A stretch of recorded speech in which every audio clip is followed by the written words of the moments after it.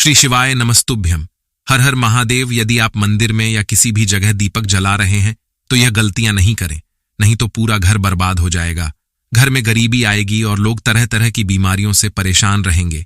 तो आइए जानते हैं पंडित प्रदीप मिश्रा गुरुजी के द्वारा कि हमें दीपक जलाते समय किन बातों का ध्यान रखना चाहिए। मंदिर में अगर दिया लगाने जा रहे हो, बाती लगाई है आपने, मंदिर के अंदर तो कुछ देर बैठते हैं, कुछ देर स्मरण करिए।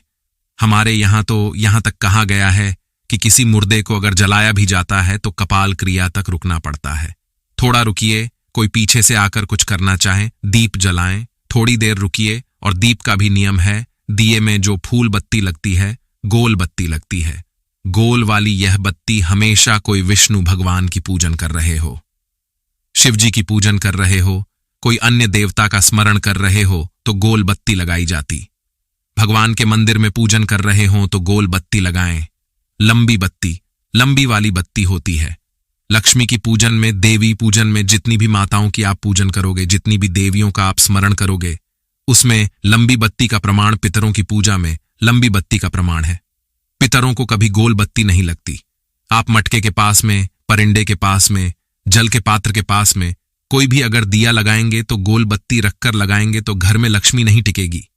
कई लोग कहते हैं कि परिंडे के पास, मटके के पास में, पानी के स्रोत के पास में, जहां जल भरते हैं, ठंडा रखते हैं, टंकी रखते हैं, वहां पर मटके के पास बत्ती लगा दिया, लगा। पितर शांत रहेंगे तो पितरों को शांत करना मना नहीं है, पर दिया लगाने का नियम है कि पितरों को अगर आप दिया लगा रही हो मटके के पास, परिंडे के पास, या अमावस्या के दिन पितरों के लिए अगर दीप लगा रही हो तो गोल बत्ती अगर लगा होगी तो कार्य कभी सफल नहीं होगा। घर में लक्ष्मी नहीं टिकेगी, संपदा नहीं रहेगी, घर में कोई न कोई बीमार पड़ा ही रहेगा। धन आएगा जाएगा, टिकेगा नहीं। इसलिए पितरों के लिए अगर दिया लगाना है, पूर्वजों के लिए दिया लगाना है, पितरों के लिए दीप लगाना है तो लंबी बत्ती लगाइए। लंबी बत्तियों, लंबी बत्ती का प्रमाण हमारे शास्त्र का गोल बत्ती का प्रमाण।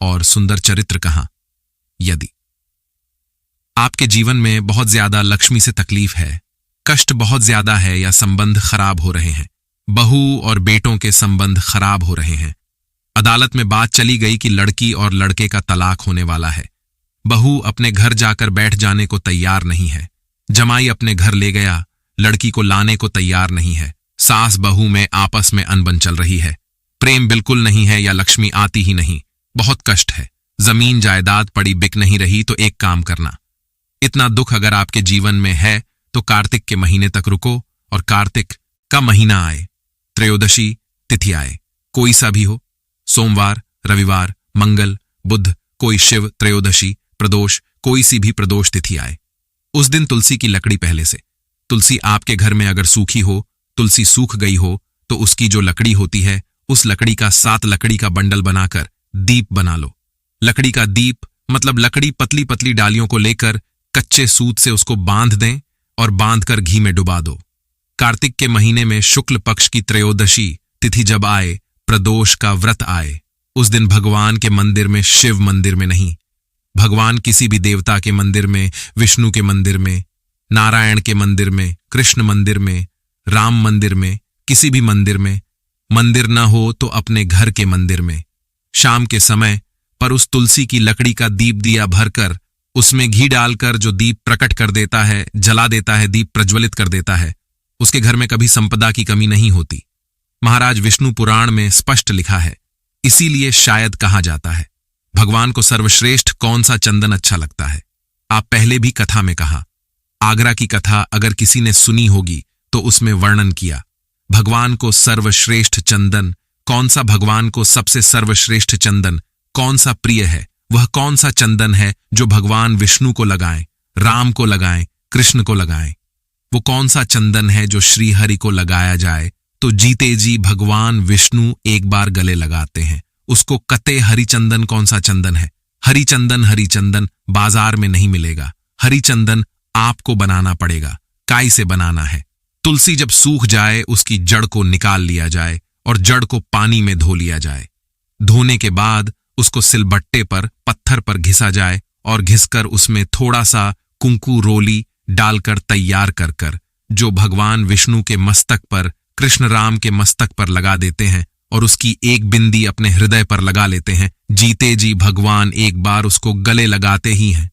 हरिचंदन, रीता, जैसे शिव महापुराण में रुद्रचंदन का भाव है, शिव महापुराण में रुद्रचंदन का प्रमाण दिया जाता है। अगर आपने लिंग पुराण पढ़ी हो तो उसका 5 स्कंद अवश्य पढ़िएगा। भारत और शिव महापुराण पढ़ रहे हो तो उसका कुमार अखंड पढ़िएगा, जिसमें रुद्रचंदन का प्रमाण है। रुद्रचंदन कैसा? रक्तचंदन का प्रमाण था, तुम्हारा कहां? चंदन घिसकर, पीला चंदन घिसकर उस चंदन को 3 मुखी रुद्राक्ष पर लपेट लिया जाता। 3 मुखी रुद्राक्ष पर चंदन को लपेटा जाता। लपेटो, उसके बाद कोई सा गोल करोगे तो एकदम चिकना हो जाएगा। एकदम चिकना, ठीक है, एकदम चिकना था। और उस चंदन को आप शिवरात्रि के दिन और कोई भी महीने की शिवरात्रि किसी भी महीने की हो, सब फलदायी होती है। अगर आप पंचांग में देखेंगे तो शिवरात्रि लिखी जाती है, हर महीने शिवरात्रि पड़ती है। किसी भी महीने की शिवरात्रि पर रुद्र चंदन अर्थात चंदन का आपने 3 मुखी रुद्राक्ष में लेपन करा है, उसका गोला बनाया है। वह चंदन अच्छा मोटा मोटा कर लेना, अच्छा बढ़िया है। थोड़ा बहुत ही लगा, पूरा रुद्राक्ष दिखना नहीं चाहिए। पूरा लपेटकर उसको शंकर के शिवलिंग पर ले जाकर रख दीजिए और फिर धीरे धीरे शंकर भगवान कवर जलाभिषेक करना प्रारंभ कर दीजिए।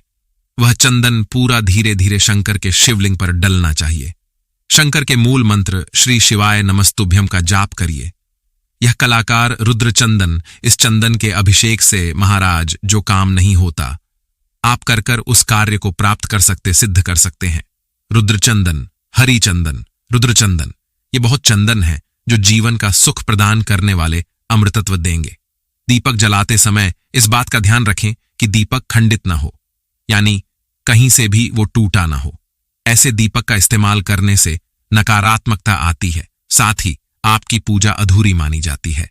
मान्यता यह भी है कि खंडित दीपक का इस्तेमाल करने से लक्ष्मी माता नाराज हो जाती है।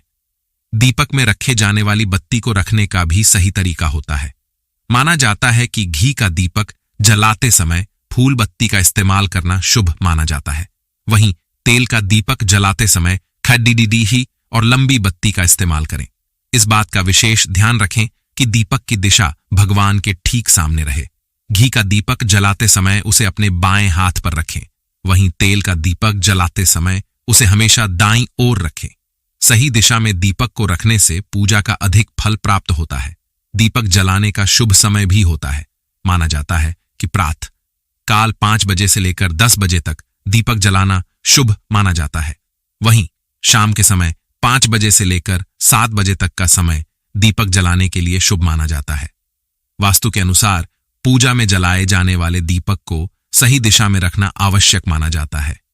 मान्यता है कि दिए की बाती को पश्चिम या दक्षिण की ओर भूलवश भी नहीं रखना चाहिए। दिशा की अनदेखी साधक को शुभ के बजाय अशुभ फल प्रदान कर सकती है। दोस्तों, यदि आपको यह वीडियो अच्छा लगा हो तो वीडियो को लाइक करें और वीडियो को ज्यादा ज्यादा अपने मित्रों और रिश्तेदारों पास शेयर जरूर करें, ताकि उन्हें भी इस उपाय के बारे में पता लगे और वीडियो को लाइक कर दें। चैनल को सब्सक्राइब जरूर करें और कमेंट में हर हर महादेव, जय लक्ष्मी माता, दी सीताराम जरूर लिखें और वीडियो को लाइक जरूर करें और शेयर जरूर करें। मिलते हैं आप सभी से नेक्स्ट वीडियो में। तब तक के डिजाइन वंदे मातरम, हर हर महादेव, सीताराम।